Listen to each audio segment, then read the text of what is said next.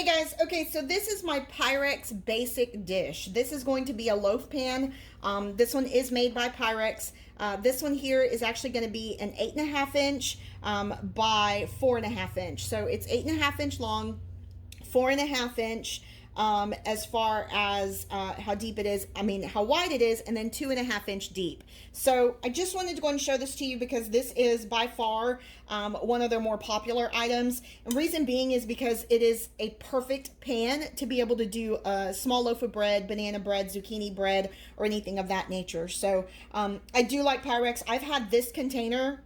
No kidding. I've had this container for 12 years. This is my go-to container, and usually when I make banana bread, I have to make 2 loaves, so I recently had to purchase another Pyrex container. This one is a very easy kind of carry and take along type of handles here, so, you know, very easy to go ahead and actually pick up just with your fingers here. And one that, you know, you can easily go ahead and take to a friend's house for them to be able to enjoy the banana bread or share the banana bread with you. So anyway, I just wanted to show this to you because it does have, you know, the same quality and thickness that Pyrex has with all of their other dishes. But this one here is going to be a loaf pan.